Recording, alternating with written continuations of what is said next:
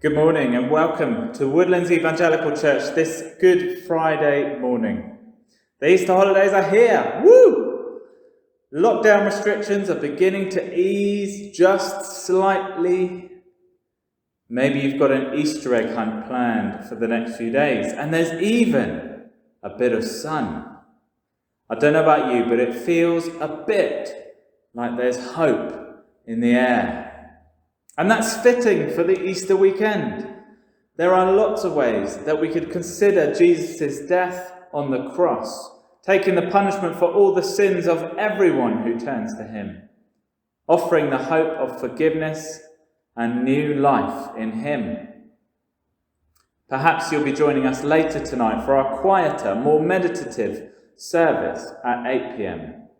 But for now, this morning, a few of our church family here at Woodlands have put together a short Zoom drama.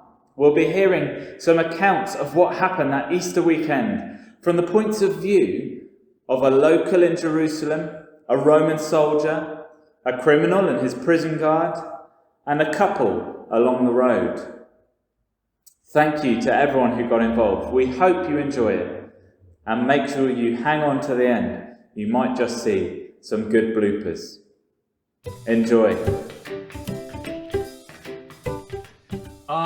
Easter is a time of daffodils, hot cross buns, spring lambs, chocolate eggs. When we all remember how the Easter lamb laid a chocolate egg that was hidden in a tomb and then stolen. But wait a minute. What happened then? None of that happened. None of it, except in your head. Oh, so what is Easter about? I'm glad you asked. Easter is about the story of how Jesus lives. Oh, but I thought Jesus died. He did, but now he lives. If you only remember one thing about this story, and even that seems optimistic, remember that Jesus lives. We're going to see what really happened. The story is in all four Gospels. Oh, the four Gospels. I know these. Matthew, John, Paul, and Frodo, Hermione? Matthew, Mark, Luke, and John. But we're going to follow Luke's account. So we're in Jerusalem, a city on the edge of the Roman Empire. And lots of people aren't very happy about that. It's about 36 AD, just about tea time, which is also known as the Last Supper. Well, I feared the worst. When 13 blokes book the party room, it's normally pretty grim in there afterwards, especially when they order wine. Though apparently this Jesus can make his own. And bread. Loads of it. Don't ask me how. My husband Isaac can barely make a pita when he's got all the ingredients there. Anyway, it's a very quiet evening. In the end, I was not listening at the door. This one's a bit too thick. It didn't sound much like a party, which is weird. I mean, it's Passover, isn't it? I know. It's all about the wine these days, but it's meant to be a celebration, isn't it? My mum used to tell me the Passover story about how our people were slaves in Egypt, but God rescued us and brought us out into the desert where he fed us. The bread would be lying on the floor all the morning. Imagine that. So, if you're stuck somewhere you don't want to be, and there's a plague passing over, remember, there's always hope. I had hopes for Jesus. Or I did. I thought he'd rescue us from the Romans, but he's got a funny way of going about it. While I was clearing some plates at the end, Jesus took bread and wine and said to eat and drink in remembrance of him, as if he were going to die. Isn't he a miracle worker who can raise people from the dead? I don't know what his game is. Anyway, come on you lot, we need to get this room cleared. Wipe the tables. We got a dozen tax collectors in for some sort of business breakfast first thing in the morning. Come on then. Oh, so when Jesus left the upper room, he went into a garden and then he met the Easter bunny. No, Luke does not say that. Oh, so they did an Easter egg hunt? No, Jesus was arrested by people from the temple and a mob with swords and clubs. But why? Jesus went around healing people and being kind and brilliant. They were really angry that Jesus was claiming to be God. They wanted him to be executed, but they needed the Romans for that. That's awful. So they took him to Pontius Pilate, the Roman governor. He couldn't find anything wrong with Jesus and said he could be released. Released? Yay! But Jesus' enemies whipped up the crowd and they demanded that he crucify Jesus and release a man called Barabbas instead. Wow. Lucky old Barabbas. I've really done it this time. I led a rebellion against the Romans. May have murdered one or two people, and any day now they're coming to get me and lead me out of the cell and crucify me. Tried everything, bribing the guard, threatening the witness, blackmailing the judge. None of that works, nor did the jailbreak. Here's a tip. If you're going to hide a big metal file in a loaf of bread, make sure it's a baguette. It's the right shape. My sister tried to hide it in some crusty buns. You can imagine how that went. And the guards ate the buns. Those were my buns! Shut up! Don't I get a final meal? A last request. No! You've been a very naughty boy and you're going down. You're like Santa. There's no chance to rescue me. Not a chance.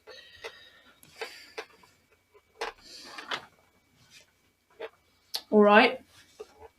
Barabbas, Pilate's changed his mind. Jesus is gonna die and you're gonna live. You're free to go. What?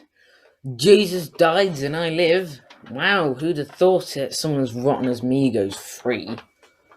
Doesn't seem right to me, but that's the way it is. Yeah, didn't I say when I was locked in here? There's always hope. No! You said, please don't lock me up. Here's 50 denarii. Treat yourself. May have said that. Well, it's a beautiful day. Let's go.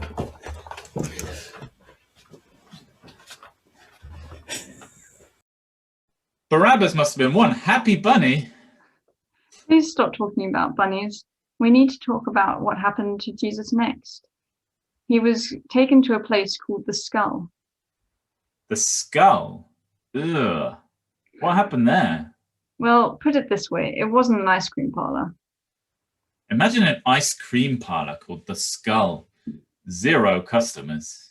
This is the place Jesus was executed. He was nailed to a big wooden cross and left to die with 2 other criminals. Oh, wow. I cannot wait to hear how Jesus got out of this one. He didn't. Jesus died. Oh. And there was a centurion there to make sure it was all done properly. That does not sound like a very nice job to have.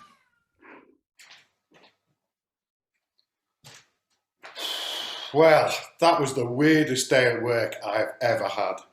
Normally, there are 2 types, the mumblers and the screamers.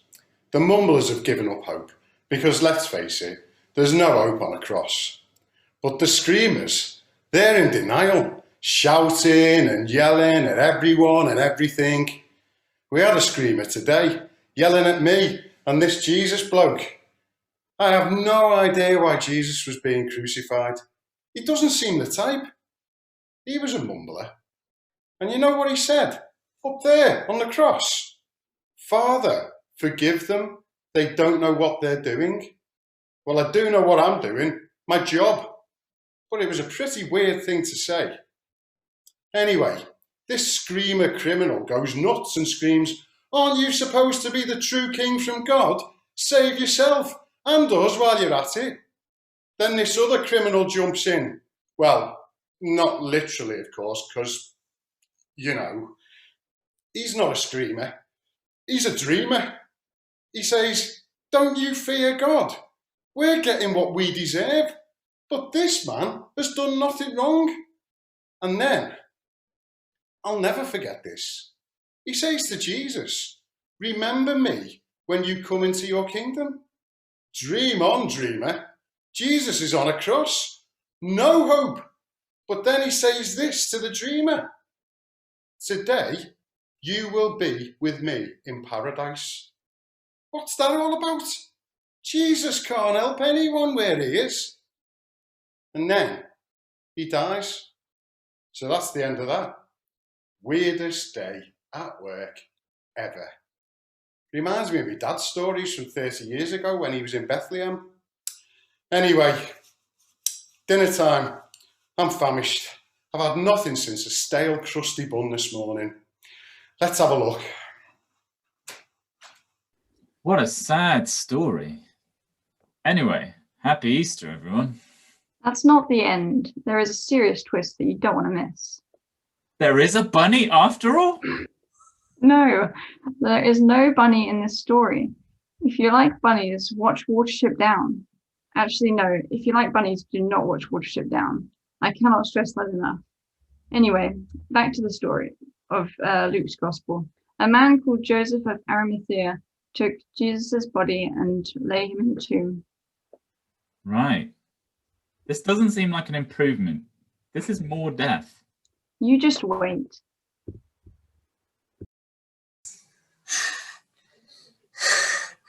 Sorry, so tired running to Jerusalem because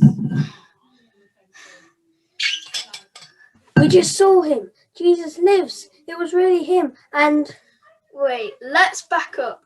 We were on the road to Emmaus talking about what had happened when we met this guy who asked us what we were chatting about. And we were like, duh, we're talking about Jesus. Where have you been? turns out it was Jesus. Don't spoil it. Sorry. That's the best bit. So we started telling this guy all about how Jesus did amazing things and how we hoped he'd rescue us from the Romans. But the temple priest killed him on Friday, and on Sunday morning, some of the women went to the tomb. And Jesus was gone. Unbelievable. Anyway, where had he gone? We were sad and confused.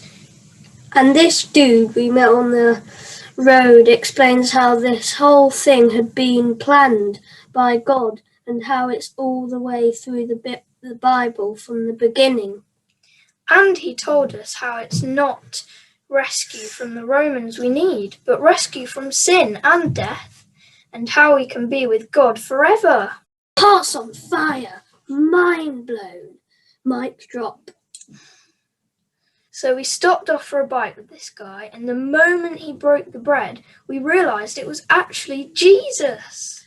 There he was, alive. All our hopes and dreams were there, eating bread with us. And then, Boom! Gone. He just disappeared. Can you believe it? amazing! Can you believe him? Sorry, it's just such a brilliant story, and it means Jesus lives. There is hope. He can rescue us after all. So we are running back to Jerusalem to tell the others. Come on.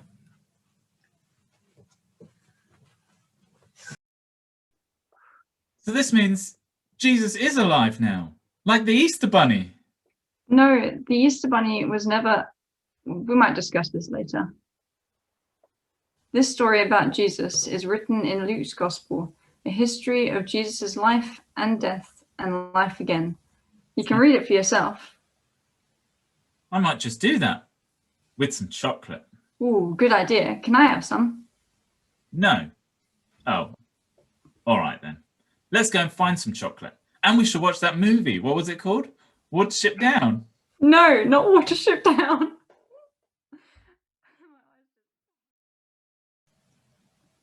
Thanks for watching.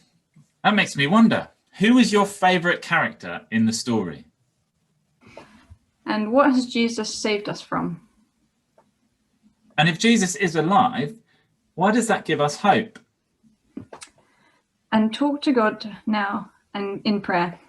No matter how bad things seem to be, there is always hope because Jesus is alive and reigning in heaven.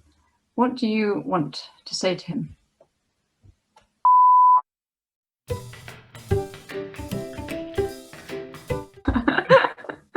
I forgot I had more lines. Barabbas thinks he's safe and suddenly, out of nowhere.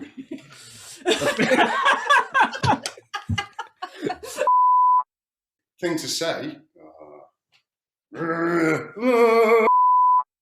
Actually, no. Sorry. When I opened my eyes, it went green. So it's like the white paper. Look, right, come on. Is it? What's the microphone setting like? You go, and you're going down. You Santa. My sister tried to hide it in some crusty pants. Where's it gone today? I really done it this time. Let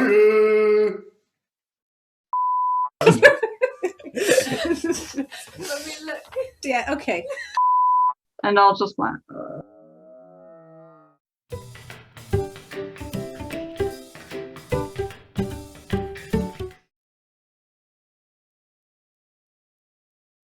Bye. Bye.